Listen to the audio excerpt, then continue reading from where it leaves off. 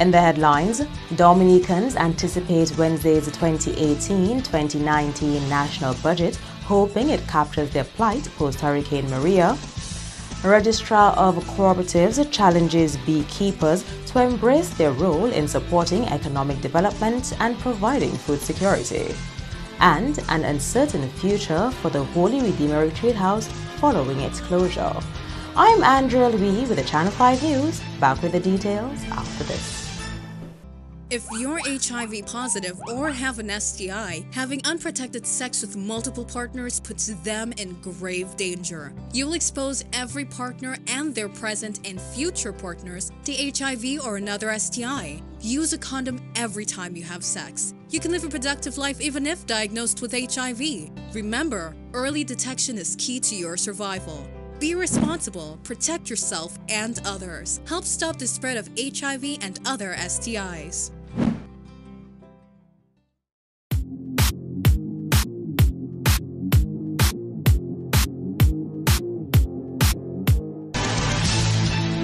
Thank you for staying with us. First up, Prime Minister and Minister for Finance, Roosevelt Scott, will present the national budget when Parliament meets from 10 o'clock on Wednesday morning. Here is Julian Morris with more. Government supporters have said all along that this year's budget promises to be the largest we've seen in a long time. Based on the order paper, the Prime Minister will seek the approval of the House of Assembly for the estimates of expenditure for the financial year ending 30th June 2019, amounting to $979,101,625. The Prime Minister, who is also Minister for Finance, is expected to seek authorization from the House to borrow a sum not exceeding $36,500,000 from First Caribbean International Bank, NBD and Royal Bank of Canada to meet government's current overdraft requirements. Not clear yet what the theme of the 2018-2019 budget address is. Some of those we contacted who are in a position to know would not disclose. But taking a look back at past budget themes leading up to this one, 2014-2015 towards expansion of the economy, 2015-2016 keeping it real, 2016-2017 building a more resilient Dominica. The budget for 2017-2018 came just 2 months prior to Hurricane Maria, which wiped out 226% of the country's GDP. That budget address was titled Realizing a Modern, Prosperous Dominica. In that budget presentation, the Prime Minister and Minister for Finance said the ECCB was projecting a 3.1% economic growth for the 2017-2018 financial year. That budget was in the region of $854 million, $173 million more than the previous financial year. In the last budget address, the Prime Minister pledged to spearhead economic growth through a people-centered approach, but that was July 2017. Hurricane Maria devastated the island in September last year. How the storm has impacted government's ability to meet its financial targets may be outlined in Wednesday's budget address. As we transform our economy, we need to imagine a different Dominica, where the state plays a different role.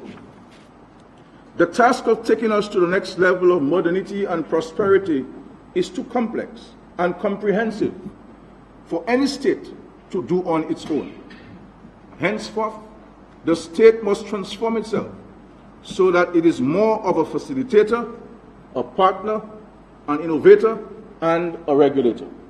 It is also anticipated on Wednesday that Dominica's President, His Excellency Charles Savary, will address Parliament and, of course, the nation by extension.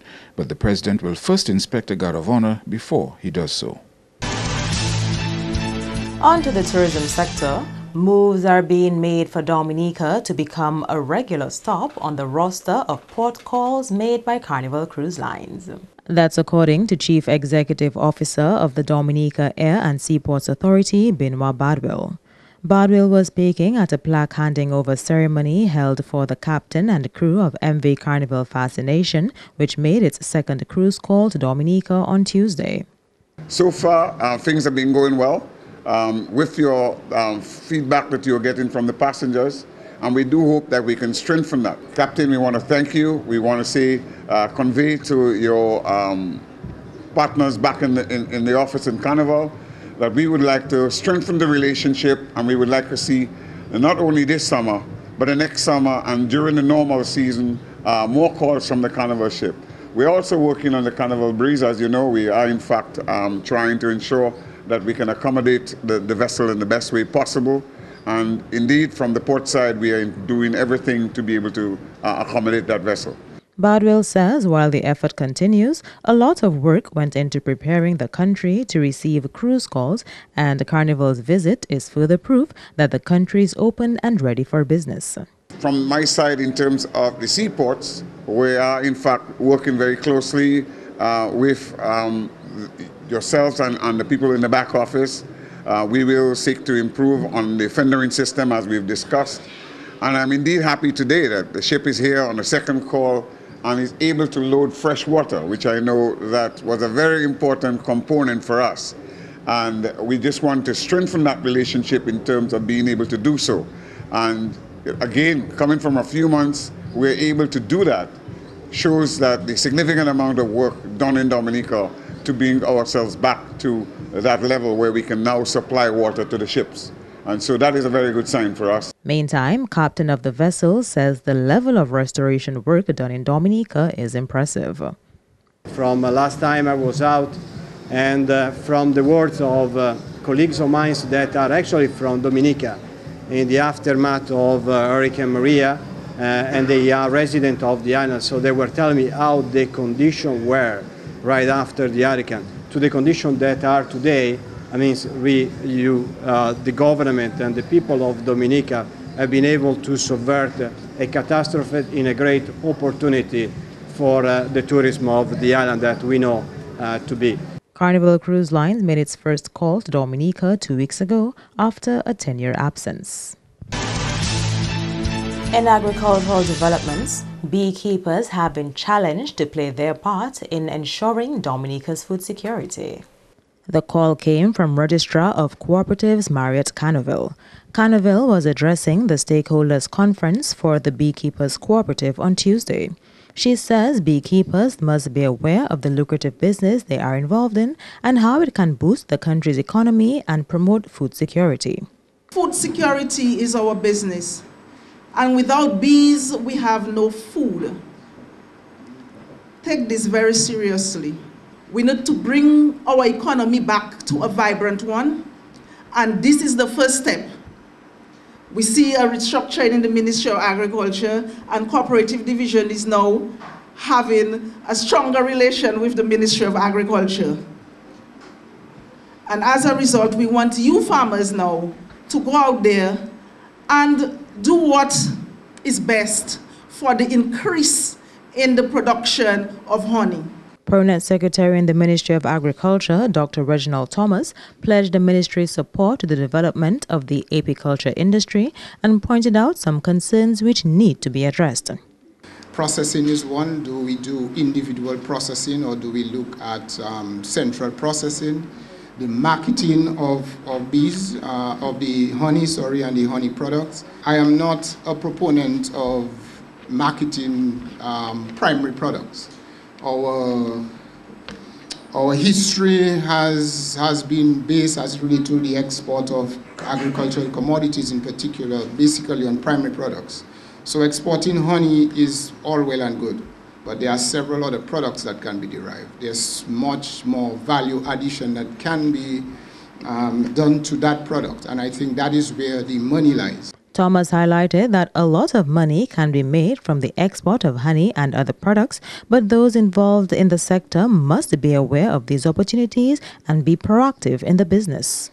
There has been a concern where we sell ourselves short by selling our primary products on the seas without having the proper systems in place for marketing.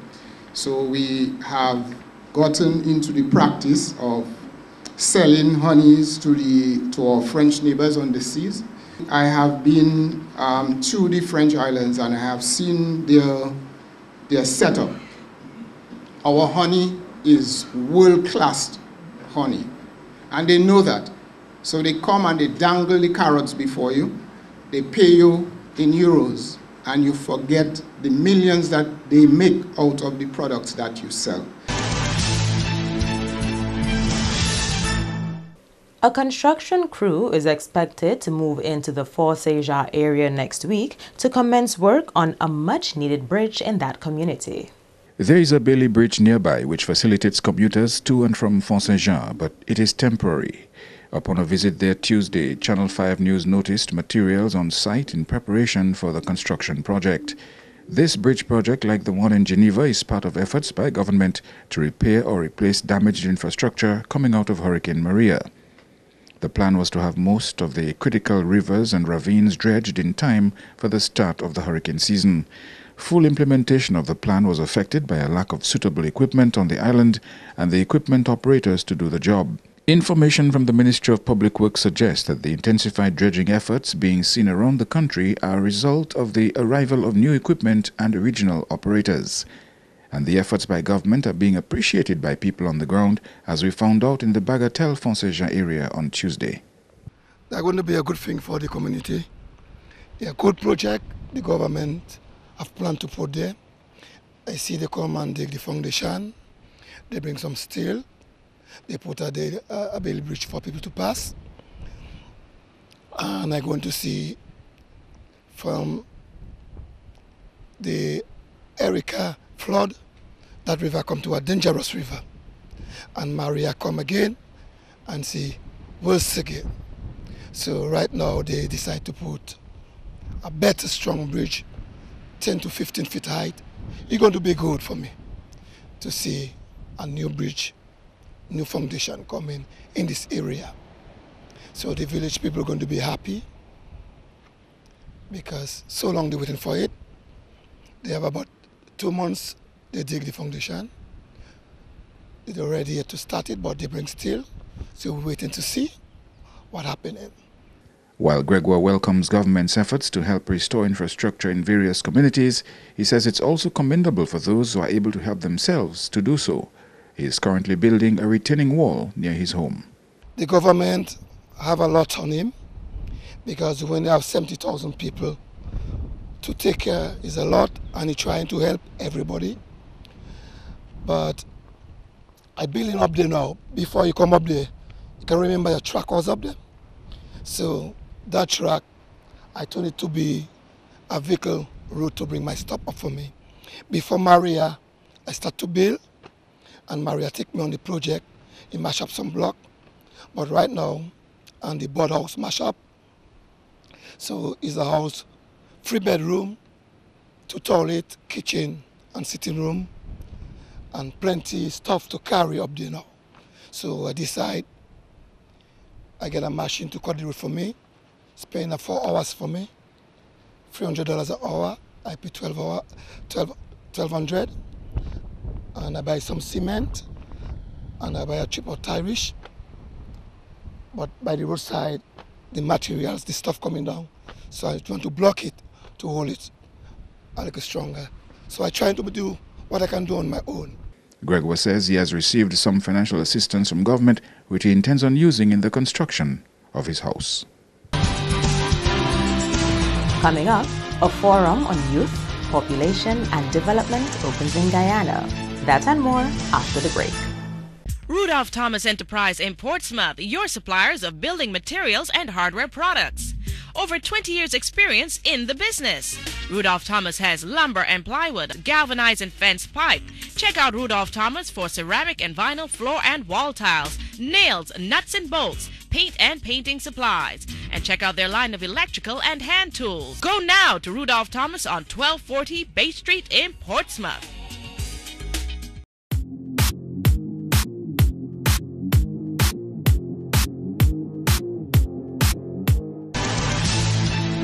Welcome back. The southern community of Pichler is among those more seriously damaged by floodwaters during Hurricane Maria. The vulnerability of that community to natural disasters has made it necessary to place attention on dredging of the river and ravines which threaten life and property in times of consistent heavy rainfall. That's why Pichler is among several communities benefiting from government's river dredging efforts. Based on statistics from the Ministry of Public Works, the cost of dredging of rivers and ravines in disaster-prone areas around the island has risen to $37.5 million.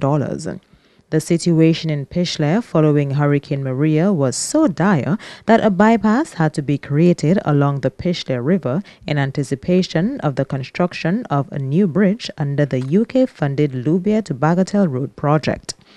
The Public Works Ministry says that bypass cost $257,000. Some of the areas where dredging works are being undertaken and in some cases continue include Culibistry, Belfast, Roseau, Melville Hall, Castle Comfort, Beaubois, and Point Michel.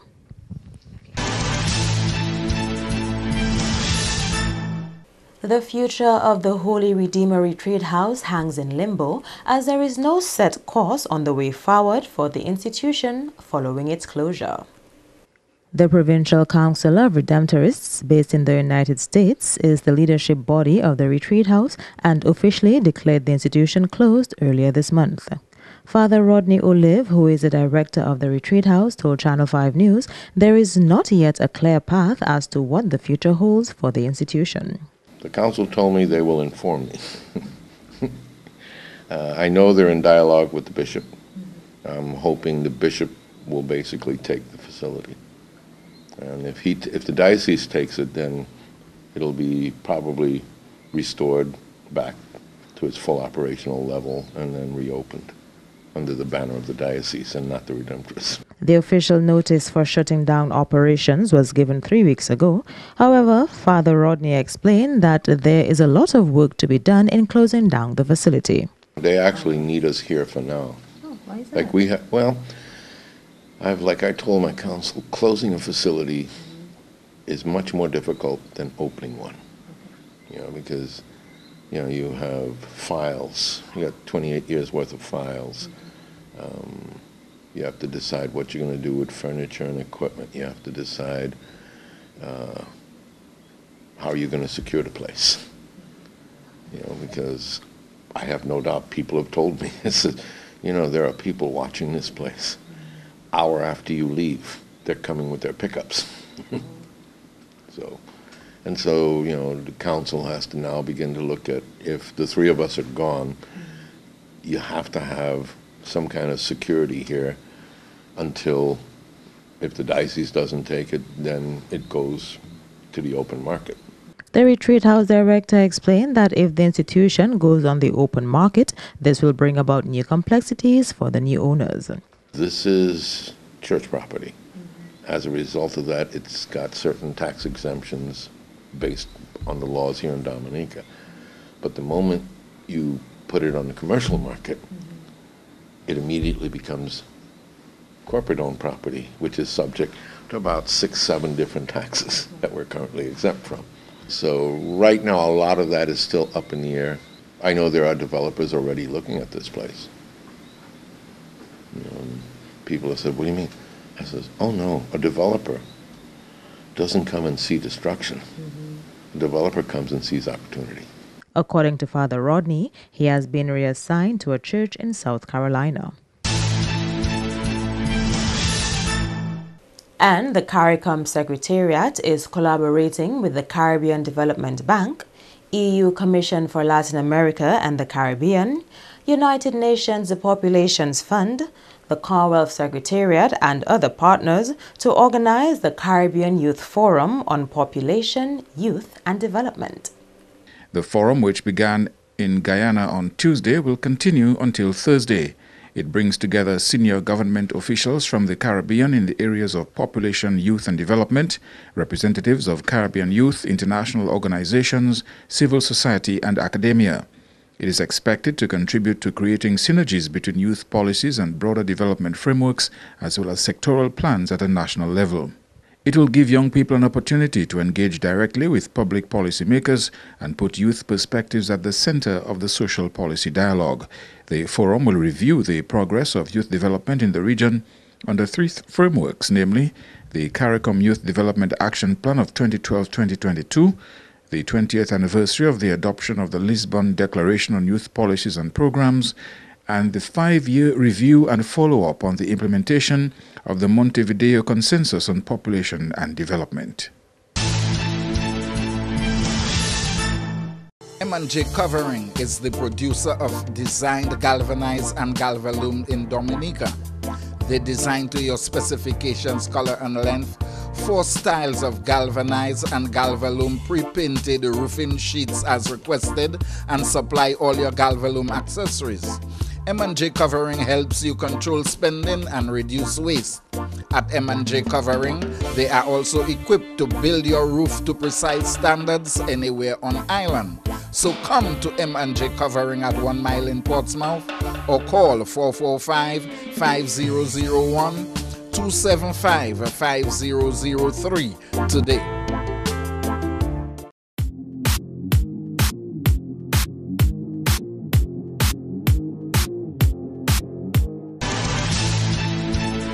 To end the news, the headlines again.